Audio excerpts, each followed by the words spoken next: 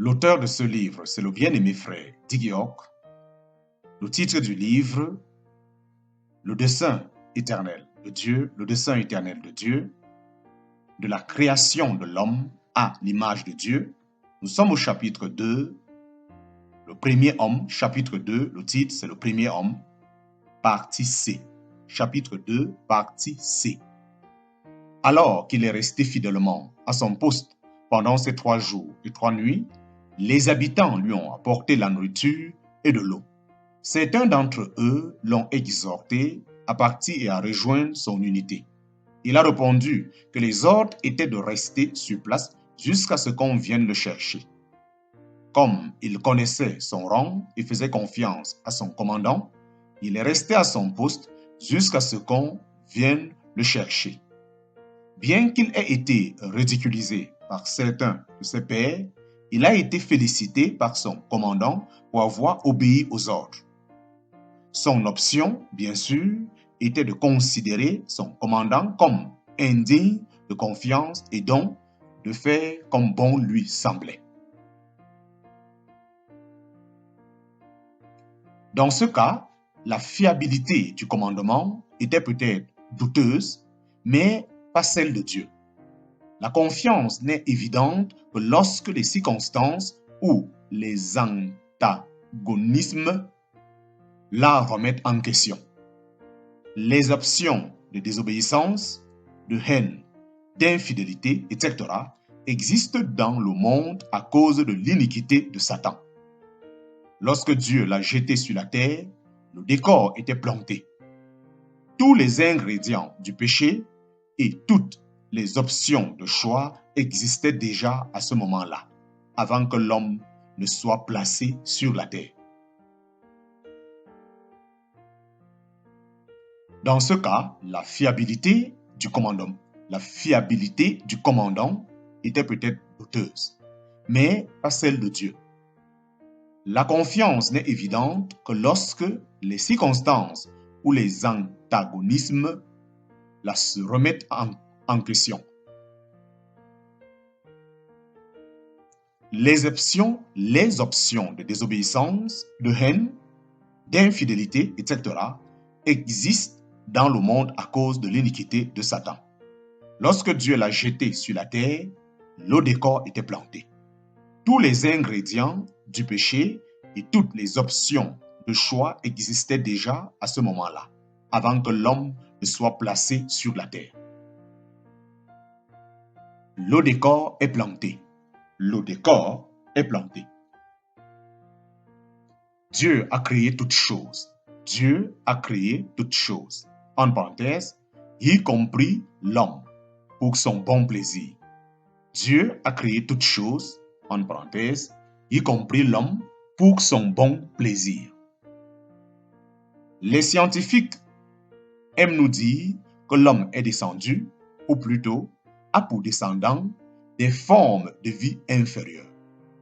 Les preuves inventées à l'appui d'une telle théorie sont au mieux bancales et circonstancielles. Les preuves les plus fiables indiquent que l'homme a été créé de manière tout à fait distincte du reste de la nature. Il est réaliste de croire qu'Adam était le spécimen parfait de l'humanité. Il était le prototype de l'homme. Tous ceux qui viendraient après pourront porter des imperfections résultant des péchés et de l'inconduite de ceux qui les ont précédés. Mais il est impossible qu'Adam, qui était le produit direct de la main de Dieu, soit moins que parfait. Il est donc resté pendant un certain temps sans être marqué par les conséquences du péché. Comme Dieu est un être trinitaire, il a créé l'homme pour qu'il soit lui aussi un être trinitaire, esprit, âme et corps. Mais alors que Dieu est invisible et omniprésent, l'homme était un être visible, créé pour être l'image visible du Dieu invisible. En plus d'être créé à l'image de Dieu, l'homme a été créé à sa ressemblance. Comme la chute de l'homme intervient très tôt dans le récit historique, nous n'avons guère l'occasion de voir la ressemblance avec Dieu dans la race humaine. Cependant, nous avons des aperçus de cette qualité chez les grands hommes de foi dont les noms et les histoires sont racontés dans l'Ancien et le Nouveau Testament. Dans le Nouveau Testament, nous lisons les conséquences de la nouvelle naissance spirituelle, le processus rédempteur qui ramène les pécheurs déchus de la race d'Adam dans une relation correcte avec Dieu et les transforme de l'intérieur. 3 de ces traits consécutifs nous donnent un aperçu de la ressemblance avec Dieu. Le premier se trouve dans Colossiens chapitre 3, verset 10. Ayant revêtu l'homme nouveau qui se renouvelle dans la connaissance selon l'image de celui qui l'a créé. Ayant revêtu l'homme nouveau qui se renouvelle dans la connaissance selon l'image de celui qui l'a créé. Colossiens chapitre 3, verset 10. Pour quelqu'un qui s'est évertué à apprendre pendant des années à l'université ou dans une autre forme d'étude, la connaissance est académique. Pour quelqu'un qui s'est évertué à apprendre pendant des années à l'université ou dans une autre forme d'étude, la connaissance est académique. Pour un autre qui a appris au cours de longues années d'apprentissage ou d'une expérience durement acquise, elle peut être technique. Dans un cas comme dans l'autre, elle est acquise au prix de grands efforts et d'une grande dépense de temps. Mais il existe un autre type de connaissance. Elle est intuitive, celle que Dieu possède. Il connaît toutes les choses, non pas parce qu'il les a étudiées, mais parce qu'il est la source de toutes les choses. Nous savons combien de pluie est tombée dans notre ville l'année dernière parce que nous l'avons mesuré. Dieu le savait intuitivement. Adam a été créé avec la connaissance. Parce qu'il était un instrument et un vaisseau de Dieu, la connaissance intuitive de Dieu lui était accessible. Dans un sens limité, ceci est vrai pour ceux qui ont été rachetés et qui marchent selon l'Esprit de Dieu. Ils ont accès à la connaissance intuitive de Dieu. Ils ont accès à la connaissance intuitive de Dieu. Cela n'élimine pas la nécessité d'acquérir des connaissances académiques, mais c'est en soi une connaissance qui ne peut être atteinte par les études. Alors que l'humanité déchue doit être renouvelée dans cette connaissance, Adam, quant à lui, a été créé avec cette connaissance. Le second est Éphésiens chapitre 2, verset 10. Le second est Éphésiens chapitre 2, verset 10. Nous sommes son ouvrage. Nous sommes son ouvrage, en parenthèse, celui de Dieu, créé en Jésus-Christ pour les bonnes œuvres que Dieu a préparées d'avance afin que nous les pratiquions. Éphésiens chapitre 2, verset 10. Nous sommes son ouvrage, en parenthèse, celui de Dieu, créé en Jésus-Christ pour les bonnes œuvres que Dieu a préparées d'avance afin que nous les pratiquions.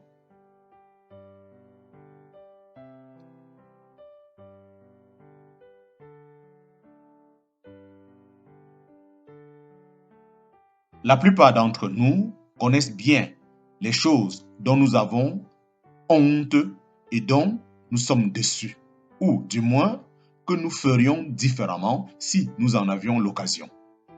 C'est pourquoi il y a des blagues sur les résolutions du nouvel an chaque année. C'est pourquoi il y a des blagues sur les résolutions du nouvel an chaque année.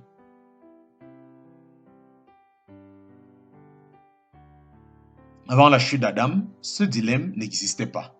Adam avait été créé par Dieu dans un but précis et ses œuvres étaient celles de Dieu. Tout comme Jésus-Christ dira plus tard, « Je fais toujours ce qui lui est agréable », en parenthèse à Dieu.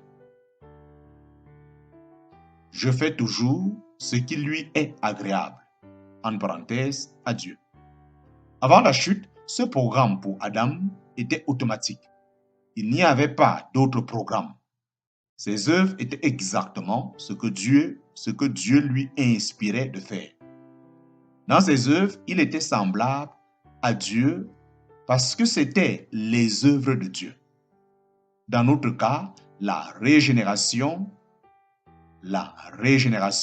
c'est Dieu qui nous recrée. En fin de compte, nous n'aurions pas d'autre programme que le sien.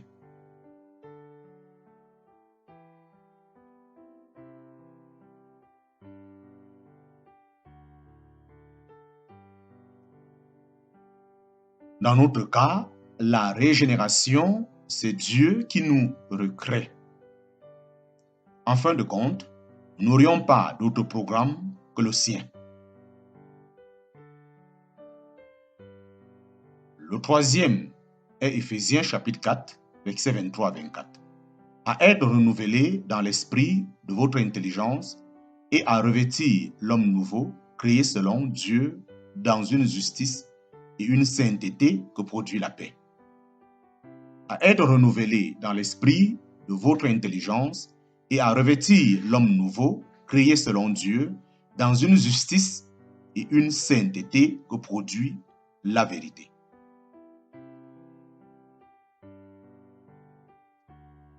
Ceci décrit la volonté de Dieu pour l'homme, qui doit être son image visible. Ceci décrit la volonté de Dieu pour l'homme qui doit être son image visible. Adam portait cette image. Dans le cas d'Adam, beaucoup s'interrogeraient sur l'exactitude de sa description comme juste, car la justice se définit par sa relation avec l'injustice, tout comme l'obéissance n'existe que par contraste avec la désobéissance. Car dans le cas d'Adam, beaucoup préféreraient appeler sa bonne action innocence. Il n'y a rien à redire à cela, mais il n'en reste pas moins que la justice, c'est bien faire. C'est une action qui reflète la volonté parfaite de Dieu. La véritable sainteté est également un reflet de ce que Dieu est. La sainteté signifie être distinct de tout le reste, comme Dieu est distinct de sa création. Il est saint.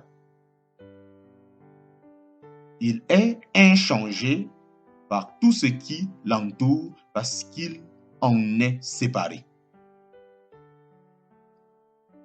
Dans le cas d'Adam, beaucoup préféreraient appeler sa bonne action l'innocence.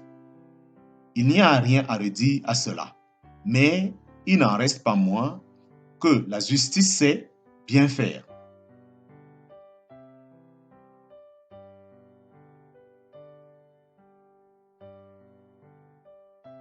C'est une action qui reflète la volonté parfaite de Dieu. La véritable sainteté est également un reflet de ce que Dieu est. La sainteté signifie être distinct de tout le reste, comme Dieu est distinct de sa création. Il est saint.